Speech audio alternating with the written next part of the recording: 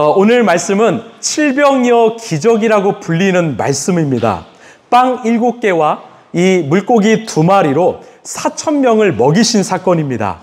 오늘 이 칠병이어 말씀을 통해서 이 하나님께서 우리 인생에게 주시는 새로운 관점이 열리길 간절히 소망합니다. 우리 1절 말씀 함께 읽겠습니다. 시작. 그 무렵에 다시 큰 무리가 모여 있었는데 먹을 것이 없었다. 예수께서 제자들을 가까이 불러놓고 말씀하셨다. 아멘. 여러분, 지금 예수님이 큰 무리들과 함께 있는데 문제가 뭐예요? 먹을 것이 없습니다. 그럼 왜 이 큰 무리가 예수님과 함께 있었는가? 이 똑같은 평행 본문인 마태복음 15장을 보면 그 이유를 알 수 있는데요. 우리 15장 30절입니다. 시작. 많은 무리가 걷지 못하는 사람과 지체를 잃은 사람과 눈먼 사람과 말 못하는 사람과 그 밖에 아픈 사람을 많이 데리고 예수께로 다가와서 그 발 앞에 놓았다. 그러자 예수께서는 그들을 고쳐주셨다. 아멘. 자, 이 지역은 데가볼리 지역입니다. 지난주에 말씀드렸던 것처럼 데가볼리는 헬라어로 데카폴리스이죠. 즉 10개의 이방 도시를 상징합니다. 지금 이방 지역에 있던 많은 병자들이요, 예수님이 오셨다는 소식을 듣고 몰려온 거예요. 예수님 어떻게 하셨습니까? 그 병자들을 하나씩 다 치료해 주셨습니다.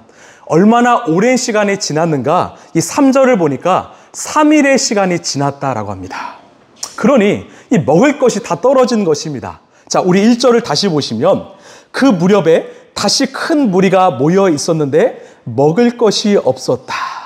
자, 1절에 보시면 다시라는 부사가 나오죠. 이 말은 전과 똑같은 상황이 반복되었다라는 거예요. 여러분, 어떤 상황이 반복되었을까요? 우리가 잘 아는 마가복음 6장에서 이 오병이어 사건과 반복되었다라는 거죠. 사실 저는 오늘 말씀을 보면서 좀 당황스러웠습니다. 제가 마가복음을 차례로 설교하는데 불과 한 달 전에 오병이어 설교를 했습니다. 또 오늘은 비슷한 칠병이어 사건이 일어났어요. 그렇다고 똑같은 말씀을 드릴 수 없잖아요. 그래서 말씀을 천천히 묵상하면서 기도했습니다. 하나님, 오늘 이 사건을 우리 공동체에게 다시 주신 이유는 무엇입니까? 오병이어 사건과 똑같은 상황인데 주님, 어떤 메시지를 주길 원하십니까? 이 말씀을 준비하면서 묵상하는데 문득 수학에 이 사칙연산이 생각났습니다. 여러분, 사칙연산 아십니까? 네, 바로 덧셈, 뺄셈, 곱셈, 이 나눗셈이죠. 4가지 산술 연산을 총칭하는 말입니다. 자, 1절을 보니까 큰 무리가 모여 있었는데 먹을 것이 없었다라고 해요. 이것을 수학의 이 사칙연산으로 이야기해 본다면 내가 책임질 대상이요, 이 덧셈 너무나 많은 거예요. 많은 숫자가 모여들었습니다. 그런데 나에게는 뺄셈, 나눌 것이 없는 상황이에요. 만약에 나에게 5,000명분에 먹을 것이 있다면 4,000명분을 줘도 남잖아요. 그런데 5,000명분은커녕 내가 먹을 음식조차도 없는 것입니다. 완전히 제로의 상황이죠. 이 제로는요, 곱하든 나누든 다 제로입니다. 이것을 제자들도 알았어요. 그럼에도 불구하고 예수님은 이들을 불쌍히 여기셔서 먹을 것을 주길 원하셨습니다. 우리 2절, 3절입니다. 시작. 저 무리가 나와 함께 있은 지가 벌써 사흘이나 되었는데 먹을 것이 없으니 가엾다. 내가 그들을 굶은 채로 집으로 돌려보내면 길에서 쓰러질 것이다. 더구나 그 가운데는 먼 데서 온 사람들도 있다. 아멘. 자, 2절에서 가엾다라고 말하죠. 영어로는 confession입니다. 이 불쌍히 여기다, 그 사람의 고통을 함께 느끼다라는 말입니다. 이들을 배고픈 채로 그냥 보내면 분명히 길에서 쓰러질 거야. 왜요? 3절을 보면 멀리서 온 사람들도 많았기 때문입니다. 저는요, 우리 예수님의 마음과 이 상황이 참 감사했습니다. 왜냐하면 우리 공동체와 참 닮아 있기 때문이죠. 저는 이렇게 말씀을 전하는 이 자리가 참 좋습니다. 행복합니다. 감사합니다. 저는 설교 시간이 제가 일방적으로 여러분에게 전하는 자리가 아니라고 생각해요. 이 시간은 저와 여러분이 영혼의 소통을 하는 시간입니다. 함께 소통하는 자리이지요. 감사한 것은요, 지난주에 제가 갑자기 이 빵 터졌잖아요. 예, 제가 설교를 전하다가 이렇게 했더니 어떤 모 권사님께서 어머 귀엽다 막 이렇게 말씀하셔가지고 또 앞에 어떤 자매는 막 웃어가지고 그것을 보고 제가 빵 터졌지요. 설교 시간에 그러면 참 죄송하지요. 그런데 그 장면이 잊혀지지 않더라고요. 참 감사하다. 참 우리 공동체 감사하다. 이런 생각을 했습니다. 그런데 저는 이 설교를 준비하기까지는 참 사실 힘듭니다. 애간장이 타요. 왜 그럴까? 오늘 상황과 닮아있기 때문입니다. 여러분, 이 자리에 정말 이 주일에 이 자리에 오신 이유가 무엇입니까? 하나님이 주시는 그 생명의 말씀을, 영의 말씀을 먹기 위해서 오셨습니다. 이 양식을 먹으면 우리는 한 주간 승리할 수 있어요. 그런데 우리 공동체는요, 가까운 파주와 일산에서도 오시지만 참 멀리서도 오세요. 강화도에서도 오시고 또 영종도, 또 과천, 또 고양시, 또 서울 은평, 또 강동구, 우리 재빈 형제는 남양주, 별내에서 오죠. 왜? 함께 예배하고 교제하고 하나님이 주시는 그 영의 양식을 먹기 위해서 오셨습니다. 그렇기 때문에 저는 말씀을 준비할 때마다 정말 간절해요. 하나님, 이 자리에는 1시간, 1시간 반 그 이상을 걸려서 온 성도들도 있습니다. 멀리서 왔는데 배고픔에 굶주림에 그냥 돌아가면 안 됩니다. 영양 결핍도 안 됩니다. 주님께서 친히 영양 가득한 풍성한 맛있는 밥을 지어 주시옵소서. 이 간절한 마음으로 말씀을 준비합니다. 저는 소망합니다. 오늘 하나님께서 부족한 종을 통해서 여러분의 영적 배부름을 경험하고 또 영이 살아나는 놀라운 역사를 경험하게 되길 간절히 소망합니다. 여러분, 예수님은 그들의 배고픔을 외면하지 않으셨습니다. 우리 이런 예수님의 마음에 제자들이 뭐라고 반응했는가? 우리 4절 말씀 함께 읽겠습니다. 시작. 제자들이 예수께 말하였다. 이 빈들에서 어느 누가 무슨 수로 이 모든 사람이 먹을 빵을 장만할 수 있겠습니까? 아멘. 여러분, 우리가 성경을 읽을 때는요, 이 상상하면서 읽으셔야 돼요. 지금 이 제자들의 말투가 느껴지십니까? 여러분, 우리가 가지고 있는 은사 중에 이 탁월한 은사가 하나 있습니다. 따라합시다. 망각의 은사. 다시요, 망각의 은사. 우리는 잘 잊어버립니다. 하나님의 은혜 잘 잊어버려요. 한 달 전에 주신 은혜, 아니 한 주 전에 주신 은혜, 심지어 어제 주신 은혜도 잘 있습니다. 제자들도 마찬가지였어요. 불과 며칠 전에 오병이어 사건을 경험했거든요. 빵 5개와 물고기 2마리로 5,000명을 먹이신 그 사건을 경험했습니다. 남은 것을 다 거뒀더니 12광주리가 남았지요. 여러분, 이 오병이어에서 힘주어 말하는 것이 무엇입니까? 우리 마가복음 6장 42절입니다. 시작. 그들은 모두 배불리 먹었다. 아멘. 이 말씀을 통해서 단 한 사람도 예외 없이 다 배불리 먹었다 말씀하셨어요. 여러분, 이것이 예수님이 주시는 은혜입니다. 여러분, 믿으십니까? 예수님과 함께하면 어른이나 아이나 누구든지 다 배불리 먹는다는 것입니다. 여러분, 우리가 믿는 예수님은 누구십니까? 우리의 필요를 아시고 채워주시는 분이십니다. 우리의 현실의 문제를 외면하지 않으시고 도우시는 하나님이세요. 여러분, 그것을 아셨으면 좋겠습니다. 이사야 55장 우리 1절 2절입니다. 시작. 너희 모든 목마른 사람들아 어서 물로 나오너라.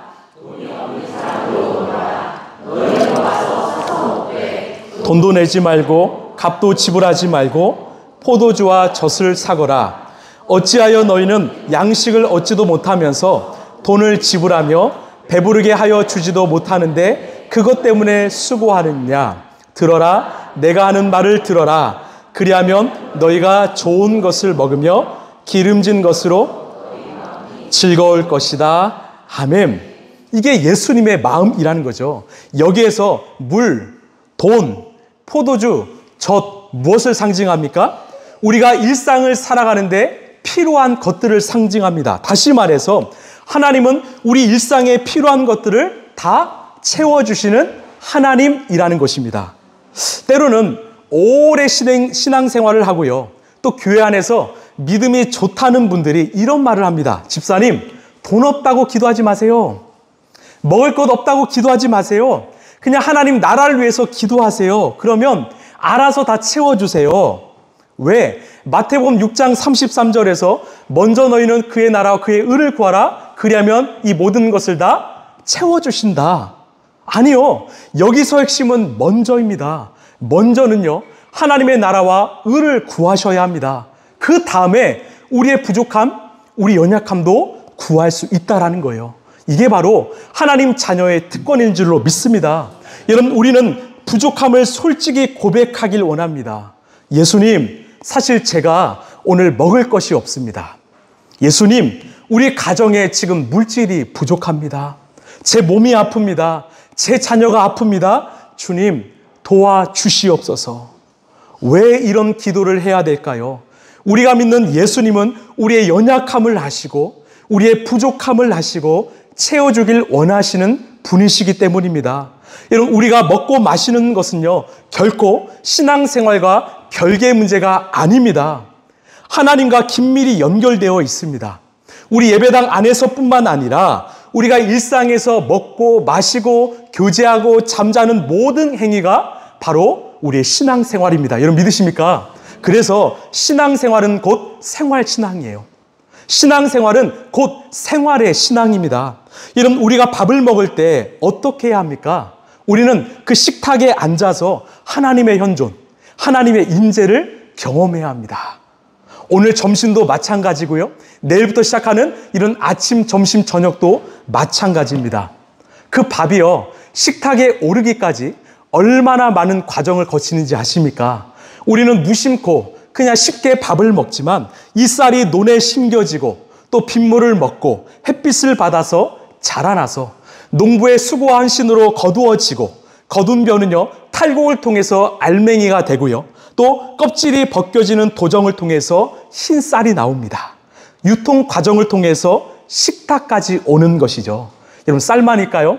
아닙니다. 우리가 자주 먹는 야채, 채소, 과일, 고기도 수많은 과정을 거쳐서 우리 식탁에 올라옵니다.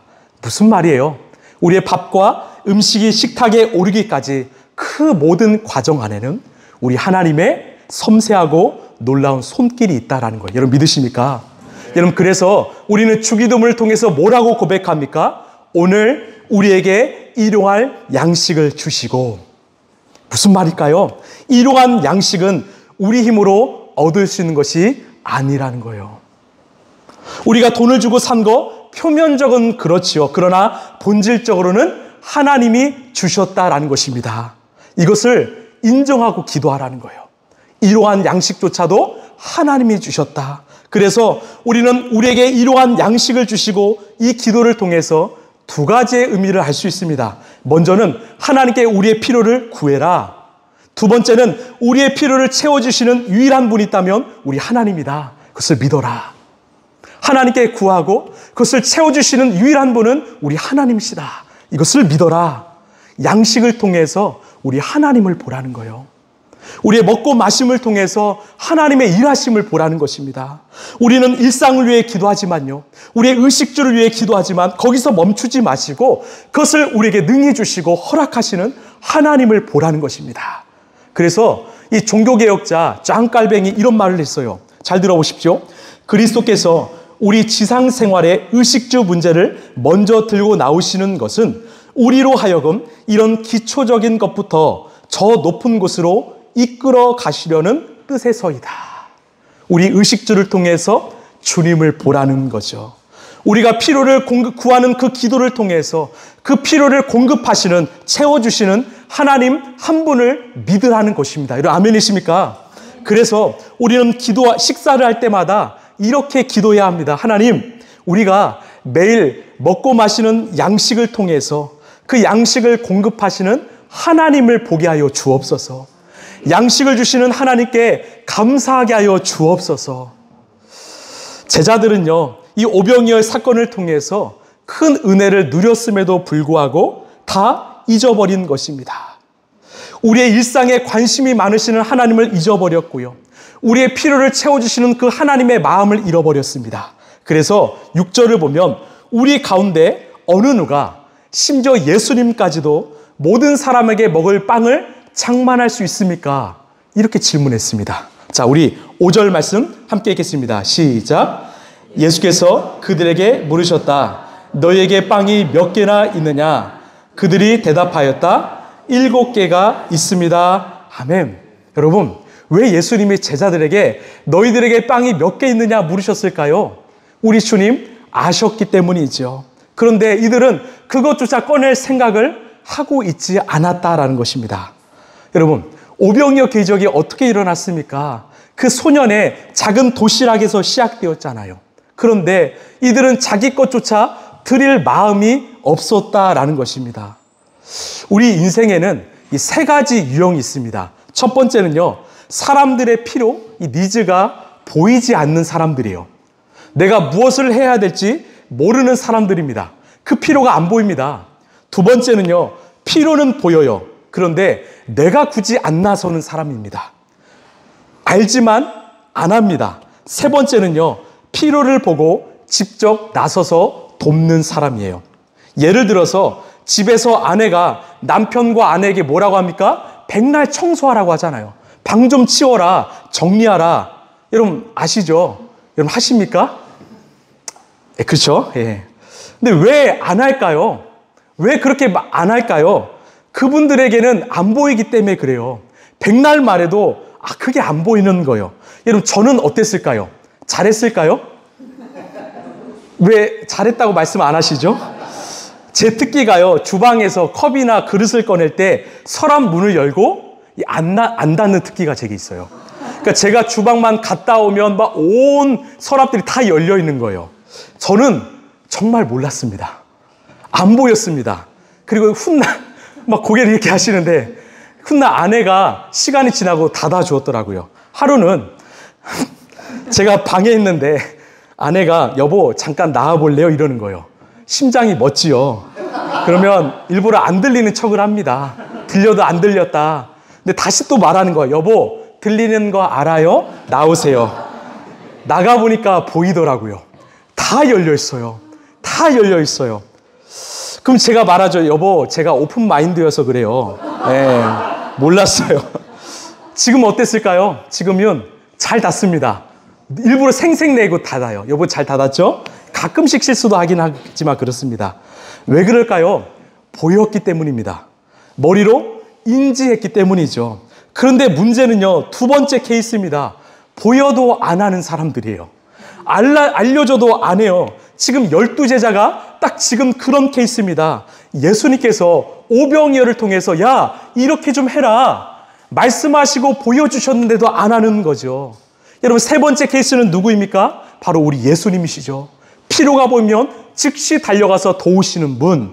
이런 예수님이 이 땅에 왜 오셨습니까? 우리 마태복음 1장 21절입니다. 시작. 마리아가 아들을 낳을 것이니 너는 그의 이름을 예수라고 하여라. 그가 자기 백성을 그들의 죄에서 구원하실 것이다. 아멘. 예수님이 오신 이유, 죄에서 죽어가는 우리를 살리기 위하여, 정말 죄에서 고통받는 우리를 구원하기 위하여 오셨다라는 겁니다. 보이니까 달려오신 거지요. 만약 우리 예수님께서 요즘 시대처럼 자기 효율성, 자기 효능성, 자기 만족을 따지셨다면 여러분 십자가의 복음은 없었을 것입니다. 그 뉴욕 맨하튼에서 사역하셨던 이 팀 켈러 목사님이 예수님에 대해서 이렇게 표현했습니다. 우리 예수님은 바로 프로디갈 갓이다. 한국말로 번역하자면 낭비하시는 하나님이시다. 여러분 예수님한테 그런 표현은 너무나 불교한 거 아닙니까? 왜 예수님이 낭비하시는 하나님이실까요? 낭비는요, 돈과 시간을 헤프게 쓴다는 말입니다. 그런데 이 말이 사용 대상에 따라서 그 의미가 완전히 달라집니다. 나를 위해서 낭비한다면 정말 헤픈 사람이지만 타인과 이웃을 위해 낭비한다면 정말 사랑이 많은 사람이에요. 우리를 살리기 위하여 인간이 되신 예수님, 우리를 살리기 위하여 십자가에 달리신 예수님, 우리를 살리기 위하여 오늘도 참고 또 참으시는 예수님, 우리를 살리기 위하여 사랑을 붓고 또 부으시는 예수님, 예수님께서 모든 것을 낭비하셨기 때문에 우리가 살 수 있었던 것입니다. 여러분 아멘이십니까? 제가 늘 말씀드리지만 예수님께서 제 삶 가운데 찾아오지 않으셨다면 저는 이 자리에 서 있을 수 없는 사람입니다. 아마 세상의 탕자로 방황하며 살고 있었을 것입니다. 삶의 의욕이 없던 무기력한 저를, 우울증에 빠졌던 저를, 세상의 쾌락 속에 방황하며 살았던 저를 크리스찬으로, 목회자로 인도하시는 분은 우리 예수님, 낭비하시는 하나님이셨습니다. 제가 예수님을 만나고 제 삶에 크게 바뀐 점 하나가 바로 자원하는 마음입니다. 누가 억지로 시켜서 끌려서 살아가는 인생이 아니라 나 정말 하나님의 나라와 영광을 위해 한번 살고 싶다. 한 번뿐인 인생, 하나님이 진짜 기뻐하시는 인생 좀 살고 싶다. 하나님의 마음을 정말 시원케 하고 싶다. 그 열망, 그 갈망이 생겼습니다. 여러분도요, 예수님을 만나면 이 꿈과 비전과 갈망이 회복될 줄로 믿습니다. 삶에 대한 적극성, 기대와 소망이 회복될 줄로 믿습니다. 저는요, 우리 성도들을 생각하며 기도할 때마다 참 기대가 됩니다. 이렇게 부족하고 연약한 저에게도 놀라운 은혜를 베푸셨는데, 우리 교회 안에 삶의 우울감이 있고 또한 낙심이 있고 또한 무기력한 영혼들이 찾아온다면 우리 예수님 반드시 새 힘을 주실 거야. 반드시 새 삶을 주실 거야. 이런 기대가 있습니다. 여러분, 이런 기대가 있는 이유가 무엇일까요? 오늘 또 넘치도록 낭비하시는 하나님이 우리의 아버지시기 때문입니다. 이 십자가의 은혜와 사랑은요, 2000년 전에 끝난 것이 아니라 오늘 이 시간에도 우리의 삶 가운데 부어지고 있음을 여러분 믿으시길 바랍니다. 예수님은요, 세 번째 케이스였습니다. 사람들의 필요를 지나치지 않으시고 적극적으로 도우셨습니다. 사실 양식이 없어서 배고프다면 그 사람들 문제잖아요. 근데 예수님은 내 문제로 여기셨다는 거예요. 우리도 마찬가지입니다. 왜 우리가 이 지역과 나라와 민족을 위해서 기도합니까? 이 나라가 힘들면 정치인들 문제 아닙니까? 교육자, 사업자들의 문제 아닙니까? 아니요. 나라와 민족을 위해 기도하지 않은 우리의 문제입니다. 우리가 기도하지 않았기 때문에 일어난 일들임을 여러분 기억하시길 바랍니다. 이게 세 번째 부류의 인생이지요. 반면에 제자들은 어떻게 했는가? 우리 4절 읽겠습니다. 시작. 제자들이 예수께 말하였다.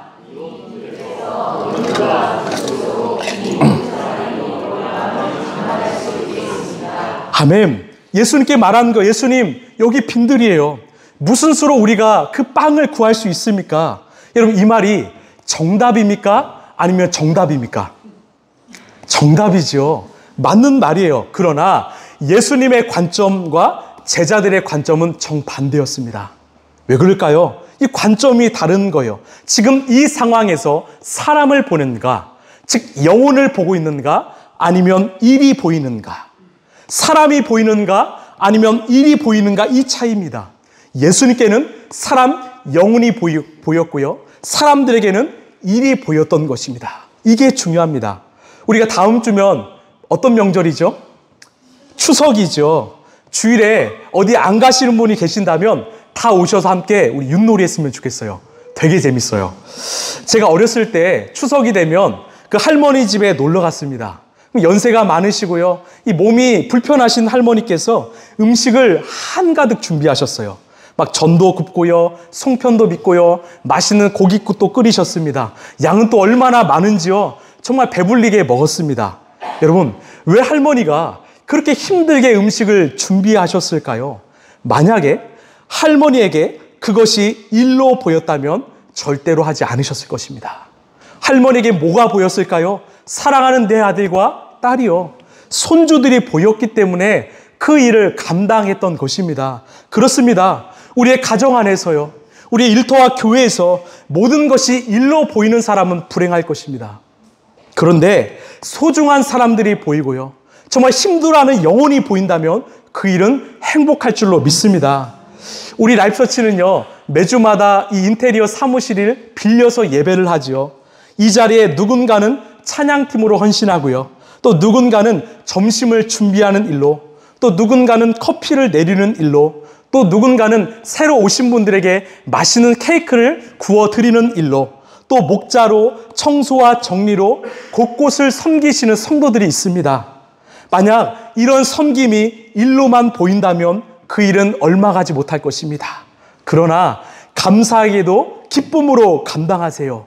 왜? 나의 이 섬김을 통해서 기뻐할 영혼들, 사람들이 보이기 때문이죠. 여러분, 예수님의 눈엔 늘 사람들이 보였습니다. 영혼들이 보였습니다. 우리도 마찬가지예요. 일이 아니라 사람이 보이길 소망합니다. 무엇보다 그 안에 울고 있는 영혼들, 아파하는 영혼들이 보이길 간절히 소망합니다. 우리 6절, 7절입니다. 시작. 예수께서는 무리에게 명하여 땅에 앉게 하셨다.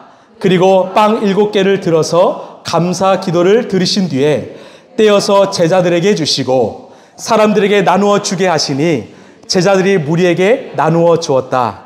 또 그들에게는 작은 물고기가 몇 마리 있었는데 예수께서 그것을 축복하신 뒤에 그것도 사람들에게 나누어 주게 하셨다. 아멘. 드디어 7개의 빵과 또 2마리의 물고기를 들어서 감사 기도하신 다음에 사람들에게 나눠주었습니다. 어떻게 되었는가? 우리 마지막으로 8절, 9절입니다. 시작. 그리하여 사람들이 배불리 먹었으며 남은 부스러기를 주워 모이니 7 광주리에 가득 찼다. 사람은 4,000명쯤이었다. 예수께서는 그들을 헤쳐 보내셨다. 아멘. 우리가 다 알고 있는 결과이지요. 4,000명의 사람들이 모두 배불리 먹었고 남은 빵과 물고기를 다 모아보니까 7 광주리가 되었습니다. 여러분, 제가 오늘 예수님의 놀라운 계산법을 알려드릴까요? 이게 바로 하나님 나라의 계산법인데요. 이 사칙 연산을 보면 세상의 계산법에서는 나누어주면 뺄셈입니다. 내가 얻으면 뺏어오면 나에게 덧셈이지요. 그런데 오늘 말씀은 뭐라고 합니까? 내 것을 나누어 줬는데, 즉 7개의 빵과 또 2마리의 물고기를 주었는데 4,000명이 배불리 먹고도 7 광주리가 남았다라는 거예요. 무슨 말입니까? 잘 들어보십시오. 이 사랑은요, 우리 주님의 사랑은 뺄셈도 나눗셈도 아닌, 심지어 덧셈도 아닌 바로 곱셈이라는 것입니다. 사랑은 나누면 나눌수록 점점 더 곱셈으로 커진다라는 거죠. 덧셈으로 커지는 것이 아니라 곱셈으로 커진다라는 거예요. 오늘날 사람들은 어떠합니까? 내가 얼마나 힘겹게 공부했는데, 내가 얼마나 힘겹게 커리어를 쌓아왔는데 나 안 줄 거야, 나만 위해 살 거야, 나만 쓸 거야, 이런 이기적인 생각을 가진 사람들이 많지요. 여러분, 그런 인생은요, 가면 갈수록 뺄셈이 될 것입니다. 가면 갈수록 줄어들게 될 것입니다. 그런데 교회는 어떠합니까? 예수를 믿는 우리의 삶, 우리의 가정은 어떠합니까? 나누면 남을수록 더 풍성하게 되었습니다. 여러분, 아멘이십니까? 우리 라이프처치도 마찬가지 아닐까요? 교회를 개척하고 우리는 누구에게 도움을 요청하지 않았습니다. 하나님의 도우심만을 구했습니다. 오히려 나누기를 좋아했지요. 현재 5곳에 국내외 선교지를 돕고 있습니다. 무엇이 생길 때마다 늘 나누기를 즐겨했지요. 그랬더니요, 오히려 우리 교회를 돕는 교회가 생겼고 계속 공급하는 손길들이요 많아지고 있습니다. 왜? 하나님 나라에서는 나눔은 뺄셈도 나눗셈도 아닌 곱셈이기 때문입니다. 이 한상복 작가가 쓴 재미라는 책이 있습니다. 한번 꼭 읽어보셨으면 좋겠어요. 이 책 내용이 어떤 내용이냐면, 한 가정에 아빠, 엄마, 그리고 9살짜리 딸이 있습니다. 열심히 살았는데 삶에 어려움이 찾아왔어요. 고민하기 시작했습니다. 어떻게 하면 즐거운 가정, 행복한 삶, 행복한 일터를 만들 수 있을까? 이들이 인생의 지혜를 찾았는데 이 사칙 연산으로 풀이했습니다. 잘 들어보십시오. 우리의 삶은 수학이야. 덧셈은 인생의 부족함을 채워가는 과정이고, 뺄셈은 과도한 욕심을 비워가는 것이고, 곱셈은 여러 사람이 힘을 모으면 기적이 일어나고, 나눗셈은 거대한 시련과 고난이 올지라도 여럿이 나누면 흔적도 없이 사라져. 이 말을요, 9살짜리 딸이 이렇게 정리했어요. 인생의 지혜, 공부는 덧셈, 즉 배워야 하죠. 욕심은 뺄셈, 빼야 하죠. 협동은 곱셈, 함께 해야 됩니다. 시련은 나눗셈, 함께 나누어 가지자는 거예요. 여러분, 놀라운 지혜 아닙니까? 여러분, 우리가 가진 것은 한계가 있습니다. 그래서 내 것을 나눠주면 우리는 줄어든다고 생각합니다. 아닙니다. 예수님이 오늘 말씀하십니다. 너희들이 가지고 있는 7개 빵부터 나눠줘라. 너희들이 갖고 있는 그 작은 물고기 2마리부터 나눠줘라. 왜? 나누면 곱셈이 될 거야. 나누면 풍족해질 거야. 나누면 점점 커져가게 될 거야. 여러분, 지혜로운 인생은 나누는 인생일 줄로 믿습니다. 나누면 곱셈이 됩니다. 나누면 절대로 줄어들지 않습니다. 말씀을 좀 마무리할게요. 제자들은 현실을 보았습니다. 그리고 모든 것을 일로 보았어요. 그런데 예수님은 사람을 보셨습니다. 배고픔에 힘들어하는 영혼을 보셨지요. 여러분, 사람을 보십시오. 영혼을 보십시오. 기적은 거기에서 시작합니다. 또한 우리 주님은요, 우리의 일상을 외면하지 않으십니다. 여러분, 힘드십니까? 여러분, 아프십니까? 도움이 필요하십니까? 여러분, 기도하십시오. 주님께 구하십시오. 그런데 구하는 것으로 끝나는 것이 아니라 나의 필요를 채워주시는 분이 우리 하나님이라는 사실을 여러분 굳게 믿으시길 소망합니다. 마지막으로 하나님 나라에서 나눔은요, 곱셈입니다. 비록 작은 거라도요, 이웃들에게 나누고 베풀면 오히려 풍성해질 것이고 우리의 삶을 통해서 이 땅에 교회는 세워지고 하나님 나라는 세워질 줄로 믿습니다. 사랑을 나누시고요, 예수의 마음을 나누시고 복음을 나누시길 바랍니다. 우리 사랑하는 라이프처치 성도 여러분, 주는 것이 받는 것보다 복되다는 말씀을 기억하시고 많이 나누고 베푸셔서 놀라운 기적, 곱셈을 경험하는 인생 되시길 소망합니다. 그래서 많은 사람들을 위로하고 살리는 예수님의 손길이 되시길 간절히 축원합니다.